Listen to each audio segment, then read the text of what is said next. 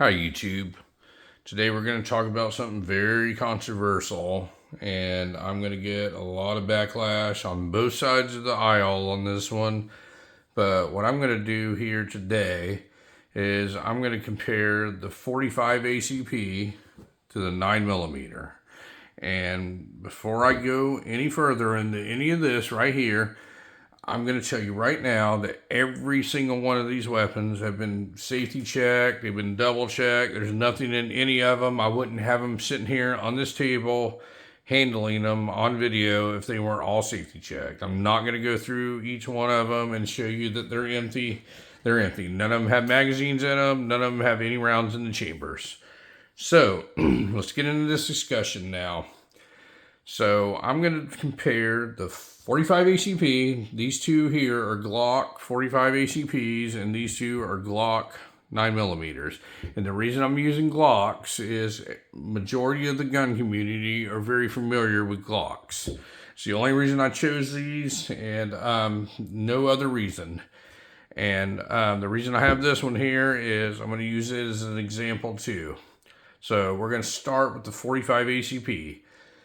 So, and before World War I started, the United States military generally used revolvers as their service weapons, and they were chambered in .38 Special, and they were having a lot of problems with engaging enemies and the soldiers that they were shooting at not falling. That was a big deal with them, and what the military was wanting was somebody to design a semi-automatic repeating pistol handgun that was chambered in .45 caliber. So 45 caliber is a larger bullet, and it will knock something down. And what John Moses Browning did is he came up with this. This is actually an original World War I Colt 1911. This is the original 45 ACP pistol. This is what they came up with. And this one was a repeating semi-automatic gun. This was the state-of-the-art design for its time, and it went through its whole paces, and I'm not going to go into all that. It's all well documented. But this is what the Army adopted in 1911, and it is chambered in 45 ACP. And that's where all the fun started. Now, during World War I, we were fighting against mainly the Germans. I mean, there's a whole story on both of the world wars and all that, and I'm not going to go into a whole history. I know the whole history of both wars, but mainly we were going up against the 9mm German Luger. That's what their handgun of choice was. Ours was the 1911 chambered in .45 ACP. And the bottom line is, we won both world wars. We were using 45s. They were using 9mm. Now, I know that's not the whole thing, the whole reason why the United States won World War I and World War II. I understand that. I understand there was tanks. I understand there was P-51 Mustangs. I understand the whole concept of war. I get it. But the bottom line is, the handgun of choice from the winning side was the 45 ACP, and the handgun of choice on the losing side was the 9mm. And no, folks, I am not saying these Glocks were in World War I or World War II. I promise you I'm not saying that. I do not own a German Luger, so I do not have one to sit here and give you as an example. I'm talking about cartridges in this video. None of these guns matter. I'm only choosing Glocks because people are familiar with them, and I'm only choosing this because this is where it all started. If I had a German Luger, I'd have it sitting here too, and we would do the introduction with it, and nothing else would be brought up about the gun. We're not talking about individual guns here. We're talking about calibers, 45 versus 9mm. That's what this discussion is going to be like. So, just like with anything, the 45 ACP's people's argument is 2 world wars. Well, it's true, and you're never going to be able to take that away from the 45 ACP. They were on the winning side of 2 world wars. They're undefeated. The 9mm cartridge was on the losing side.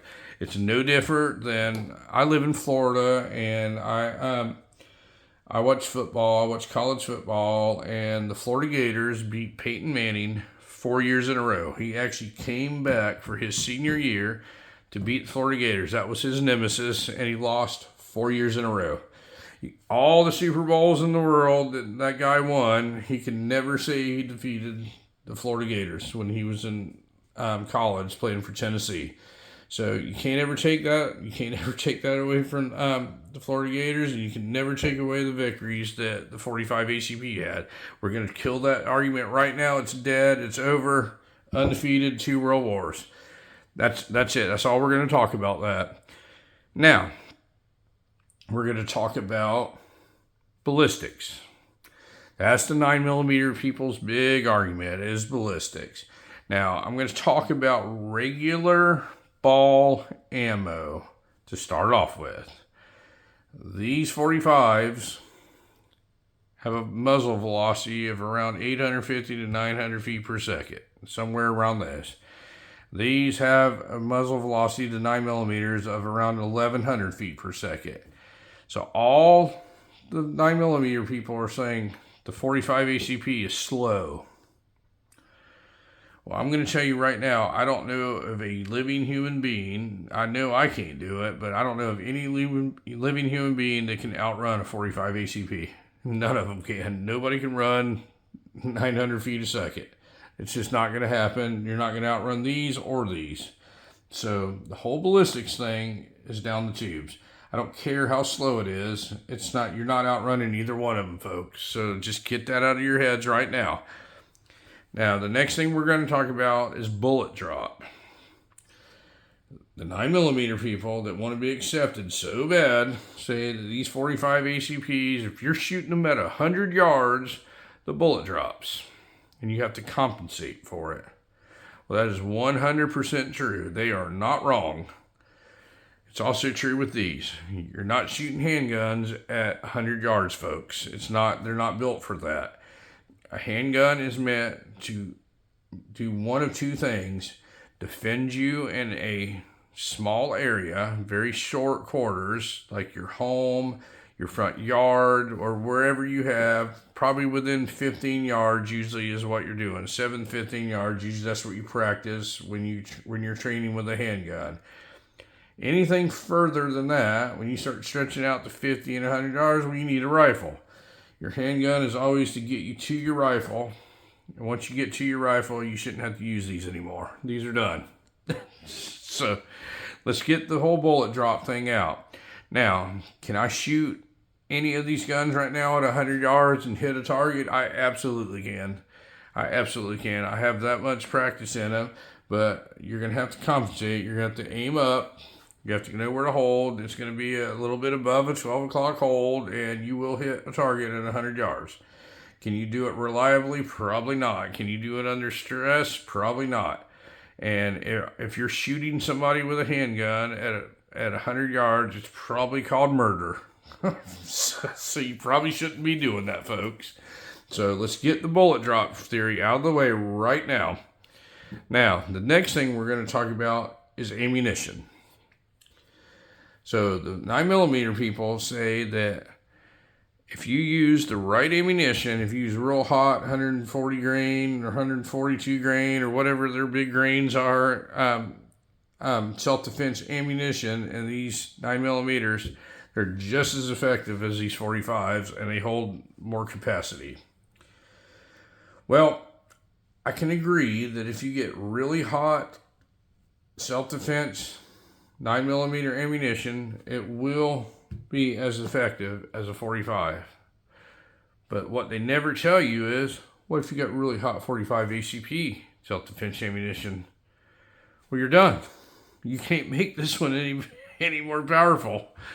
You've made it as powerful as the stock one of these. Well, what about when you start stepping up the ammunition on this? You're done. So that blows that right out of the water. That whole theory about pick the right kind of ammunition and the 9mm will keep up with the 45.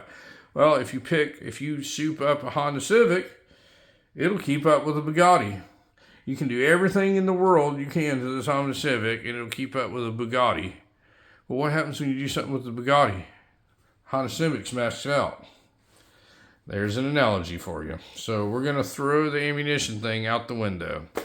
Now we're going to talk about their next argument, which is penetration. They say this 9mm is moving so fast that it penetrates further. Well, what these handguns are supposed to be used for is a self-defense situation, like in your home, in a store, in a parking lot with an immediate threat right in front of you. And they say these things penetrate better. I've never met a person that was a threat to me that I don't feel that I could shoot this 45 at them and it wouldn't go out their back. It's not going to happen, folks. These things will go straight through a body, and so will these. This thing doesn't penetrate any deeper than this will. If it's going through a human torso, it doesn't get any deeper penetration. Now, the next thing we're going to talk about is, what if they're wearing body armor? Okay, well, what if they are? So, if you're wearing the right kind of body armor, neither one of these is going through body armor. Neither one of them. No handgun caliber is meant to pierce body armor. I know these people are going to make the argument that the FN57 was designed to do that. It doesn't. I have one. It doesn't do it. You have to use a special kind of ammunition. You have to have the softest one. You have to hit it in the right spot. And then sometimes maybe it'll pierce a little bit. It's not going to do it, though. Basically, body armor stops handgun ammunition. But I'm going to bring up the next argument. If you're getting hit by a 9mm with body armor on, and you're getting hit by a 45, the difference is getting hit by a head of a golf club versus a big baseball bat. You're gonna fall to the ground, and you're gonna wish you were dead if you got hit by this. This is not gonna feel great either, but this is gonna have the knockdown power to stop you. It's unbelievable. So the body armor thing really needs to go away too, because none of them are going through. And if I'm shooting at somebody with body armor, I know I'm not going to pierce it. I want to at least knock them down, and I want 230 grains versus 115 grains. I don't care how fast it's moving. So we're going to eliminate the body armor thing. Plus, who wears body armor? I mean, I understand there's a few select situations where people might have it on, but we got to be realistic, folks. We're talking about real life stuff here. We're not talking about video games, and we're not talking about movies or TV shows. We're talking about real life situations. Okay, so the next argument we're going to have is capacity. So what I'm going to do is I'm going to show you what a normal person would carry. A normal person's not going to carry this big 1911. Normal person's not going to carry this big 45 GLOCK. They might carry this one right here, but it's getting a little bit on the large side. So we're going to go with these two right here. These two are carry guns. They're very compact, and that's what you're used to carry. This one is a 45 ACP caliber GLOCK, and this one is a 9mm caliber GLOCK. Now, when we talk about capacity, guess what? They both hold 10 rounds in the magazine and one in the chamber. So it's a 10+1, and they're stock flush mount magazine setup. That's what they're set up to do. Now, would you rather have 10 rounds of knockdown power 45 ACP or 10 rounds of 9mm? I'm going with the 45 ACP, and I'll talk about it a little bit later why. Now, the other argument they have is how much bigger and bulkier the 45s are. And I'm going to show you, these are both the same brand gun. These are both GLOCKs. I'm going to hold them side by side and show you on the camera how much bigger is the 9mm. 9mm is on the right, 45's on the left. How much bigger is that? There's not that big a difference, folks. It's not that big a difference. Not even enough to write a book about. Not enough to write home about. That's the difference in thickness, size, length. Look at them on the sides. How much difference is there? I'm going to even hold them side by side and show you the height difference. One of them's a little bit higher. How much higher is it? What is it, a half an inch? It's not that big a deal, folks. It's almost the same size gun. Now, I'm not saying they're exactly the same size, but they're pretty close. When you get into the subcompact size in 9mm and 45, it's not that big a difference, and they both hold 10 rounds. Both of these do. They're both 10 round carry compact Glocks. 45, 9mm. So let's get the size out of the way. Now, the next one that they're arguing about is follow-up shots, felt recoil. Well, folks, you simply got to learn how to shoot. You got to learn how to train with what you have. Now, I've already told you the why I think you have a greater advantage with the 45 because of the knockdown power. But if you choose to go this route, it is going to have a little bit more felt recoil than a 9mm. This thing is pretty snappy because it's small. I don't care what you put in it. It's pretty small. So it's going to be snappy. You're going to have to train with it. Well, this one's going to be snappy too. This one's a 45. It's going to be snappy. If you want the best and you want the knockdown power, you're going to have to train. You're going to have to figure out how to make follow-up shots. You can't buy these guns right here and just have them brand new out of the box and have them sit in your drawer and then hope for the best one day when you, God forbid, have to use one of them. You can't do that. It's never going to work. You have to train. So you have to learn how to manage recoil on anything that you shoot. So the whole follow-up shot thing, I'm not buying that.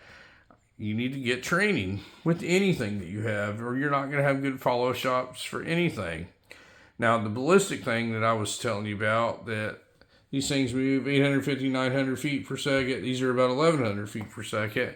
Well, a 22 long rifle is moving about 1,100 feet per second, give or take. I know there's hot ammo out there, and I know there's lesser, but let's just call it 1,100 feet per second for a 22 long rifle. A 22 long rifle is normally a beginner cartridge or something you used to train with, or I don't know what they do with them, squirrel hunt, whatever have you. They're just a very, very small, inexpensive cartridge. Well, it's moving faster than this 45. So if you had body armor on and I shot you with the 22, it's moving about the same speed as this 9mm here is. Which one would you rather be hit with? The 22 or the 45 that's going slower? I promise you, you're not even going to feel the 22 if you have thick body armor on. This thing here is going to knock you over and you're going to wish you were dead probably for a week. You're going to be so bruised up and all that. So the whole speed thing just needs to go out the water. People are absolutely losing their mind over this stuff for these short videos that I made, these little YouTube shorts over me comparing, and I'm only doing it in fun. Everybody thinks I hate Glock pistols. Well, I have 4 of them sitting here right in front of you that I own. Everybody thinks I hate 9mm. Well, look, I have 2 Glock 9mm pistols that I personally own. I own every single one of these things, and if I didn't like them, I wouldn't have them. I want you to look how dirty this one is. This is the dirtiest one I own because this is the one that I carry. This is a 45 Glock. Carried every single day of my life. This one's not as dirty because it's a 9mm. I don't carry it every single day of my life. But folks, there's not a lot of physical size difference. We debunked that. The capacity is the same on these two. They're the same brand. They hold the same. If you compare regular ball ammunition, the 45 is going to have the more knockdown power. If you use the self-defense hot ammo, this is going to catch the 45. But if you put hot ammo in this one's already maxed out. There's not much more you can do for it. So the 45 is going to have a little bit more knockdown power. Is it going as fast? No, it's not going as fast. Do we know anybody can outrun a 45? No, we do not know any personal human being that would pose a threat to me that can outrun a 45. I don't know anybody who can outrun any bullet. So I don't want to hear anything about how slow the 45 is. We debunked the whole 100-yard bullet drop thing. We debunked because you shouldn't be shooting a handgun at 100 yards anyway. You need a rifle for that. We debunked the penetration thing. I promise you a 45 is going through your body, as a 9mm will. I mean, there's a lot of dead bodies that's been laying in the streets or wherever from bad stuff being done with 45 holes in their back. as well as 9mm. So they're both going through. The advantage is the knockdown power. Now, a lot of police officers, when they made the transition from revolvers, they mainly used 38 specials. Some of them used 357 magnums. Well, then they made the transition over to automatics. I remember most of them were using the 5906 Smith & Wesson or somewhere along that lines, and they were 9mm. The problem they had with those was the knockdown power. They were emptying the magazines, and the people were still coming, and a lot of them changed to these 45s. Now, the local police department here where I live carry Glock 21 45s. They had 45s for a while. They changed over to 9mm, and that's where this came from, was from that police department.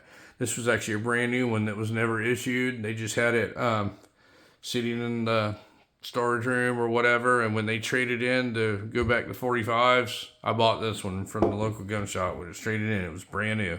It's a Gen 5 Glock, but they're back to 45s. So the argument is that the cops all use 9mm. Well, they don't. Now, the thing about the military choosing 9mm, I mean, it's a NATO round, it's universal across the country. 45 ACP is not, and it's also a money thing. When they did the whole modular pistol showdown thing, the Sig Sauer one, well, why do you think the Sig Sauer one is one? Because of the money. It's a good pistol, but it was more expensive than the Glock.